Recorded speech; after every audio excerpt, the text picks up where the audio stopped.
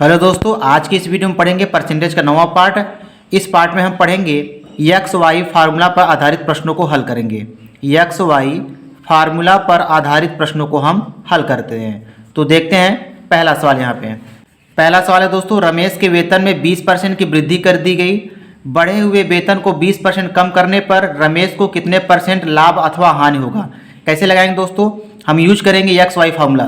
तो x Y formula क्या होता है, एक्स प्लस एक्स वाई बटा कितना 100। इसमें क्या करेंगे, हम एक्स की वैल्यू रखेंगे और वाई की वैल्यू रखेंगे। यहाँ पे लिखा हुआ है कि 20% वृद्धि हो रही है, तो यहाँ पे एक्स का मान हम रखेंगे प्लस में, और यहाँ पे लिखा है कि 20% कमी हो रही है। इसका मतलब यहाँ पे हम वाई का मान रखेंगे दोस्तों माइनस में। तो यहाँ पे एक्स का मान रखेंगे प्लस में क्योंकि यहाँ पे वृद्धि हो रही है, और वाई का मान रखेंगे यहाँ पे माइनस में क्योंकि यहाँ पे क्या हो रही है, कमी हो रही है। तो यहाँ पे रखेंगे 20 माइनस 20 हो जाएगा प्लस 20 गुणते माइनस 20 और बटा कितना 100 हो जाएगा।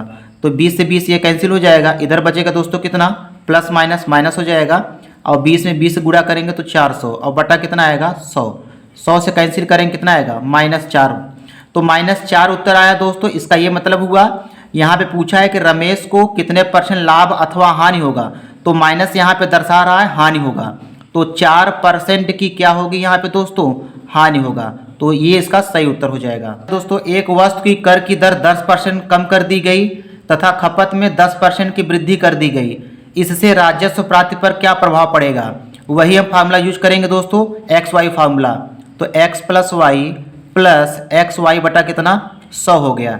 अब यहाँ पे 10% कमी हो रहा है, तो एक्स का मान क्या रखेंगे दोस्तों, -10 रखेंगे, और यहाँ पे 10% की वृद्धि हो रहा है, तो y का मान क्या रखेंगे, +10 में रखेंगे। तो x का मान यहाँ रखेंगे -10, तो -10 और y का मान रखेंगे +10 तो प्लस हो जाएगा। यहाँ पे रखेंगे -10 और गुणते कितना 10 बटे में कितना 100 हो जाएगा। तो ये +10 -10 कैंसिल हो जाएगा, तो यहाँ बचेगा प्लस माइनस माइनस और 10 धाम में 100 बटा कितना 100 कैंसिल हो जाएगा। कितना बचेगा यहाँ पे -1। तो माइनस यहाँ पे ये बता रहा है दोस्तों, यहाँ पे हानि हुआ, तो 1% की क्या हुई है, यहाँ पे हानि हुआ। तो ये इसका सही उत्तर हो जाएगा। एक आयत की लंबाई में 10% वृद्धि तथा चौड़ाई में 10% कमी करने पर इसके क्षेत्रफल में कितने % की वृद्धि अथवा कमी होगी। सूत्र लगाएंगे दोस्तों, x प्लस एक्स वाई बटा कितना 100। तो यहाँ पे 10% वृद्धि हो रही है, तो x का मान रखेंगे यहाँ पे +10 रखेंगे, x का मान +10 रखेंगे, और यहाँ पे 10% कमी हो रही है, तो यहाँ y का मान रखेंगे -10 रखेंगे। तो इसमें रख देते हैं 10 माइनस वाई प्लस 10 गुणते -10 और बटा कितना 100। तो ये +10 और -10 कैंसिल हो जाएगा दोस्तों, इधर बचेगा प्लस माइनस माइनस, और 10 धाम में कितना हो जाएगा 100 बटा 100 कैंसिल हो जाएगा, कितना बचेगा -1। तो क्षेत्रफल में दोस्तों 1% की क्या होगी, कमी होगी। ये इसका सही उत्तर हो जाएगा। अगला सवाल है, किसी वस्तु की 10% तथा 10% की दो क्रमवार मूल्य वृद्धियां किस एकमात्र मूल्य वृद्धि के समतुल्य होंगी। तो यहाँ पे दोनों जो है वृद्धि हो रही है, दोनों में वृद्धि हो रही है, इस 10% में भी और इस 10% में भी। तो यहाँ x का मान भी हम रखेंगे +10 और y का भी मान रखेंगे दोस्तों +10 रखेंगे। तो सूत्र लगाएंगे x प्लस एक्स वाई बटा कितना 100। तो x का मान रखेंगे 10, y का मान भी रखेंगे कितना 10 प्लस 10 गुणते 10 और बटा कितना 100। तो 10 हो जाएगा 20 और प्लस 10 धाम में 100 से 100 कैंसिल करेंगे 1 आएगा। तो 21% यहाँ पे ये इसका सही उत्तर हो जाएगा। 21% जो इसका सही उत्तर हो जाएगा।